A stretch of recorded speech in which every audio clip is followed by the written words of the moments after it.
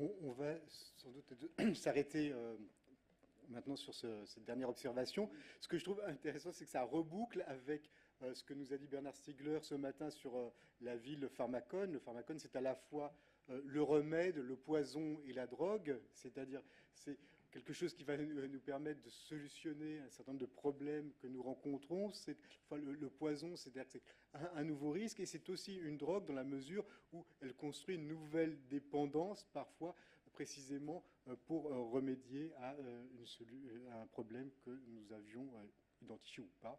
Parce qu'on sait que dans ce domaine, on nous vend parfois des solutions pour des problèmes qui sont construits simultanément à l'offre. Voilà, c'est une petite joke. Voilà.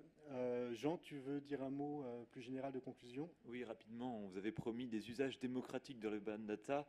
Il est certain que cette journée d'études a surtout montré qu'il s'agissait maintenant, pour considérer la question de la donnée, les modalités de sa construction matérielle aujourd'hui. Et je pense que ce que ça a montré aujourd'hui, les différentes interventions de la matinée et de l'après-midi, c'est qu'il y a une construction de la matrice des données dans la ville, et les questions de la gouvernance, les questions de l'usage démocratique sont des questions qui restent très prospectives pour le moment. Et dans l'approche qu'on avait menée avec François, qu'on mène encore d'ailleurs, sur ces questions-là, on avait appelé ça l'approche matérielle de la vie intelligente, c'est-à-dire comment est-ce qu'elle se structure, et donc c'était l'identification de la donnée, de la data d'ailleurs pour être plus précis, comme la nouvelle brique de la vie intelligente, mais qui, elle, existe selon certaines modalités, comment ça se structurer pour avoir des usages commerciaux, mais on n'a pas encore trouvé la clé, et c'était, je pense, le sens de l'intervention de Jean-Luc Salaberry, la clé qui permettrait d'en fournir un usage démocratique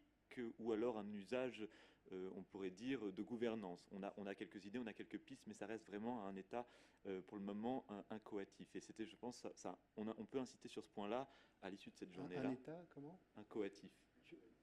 C'est alors naissant. Et donc voici, donc je trouve que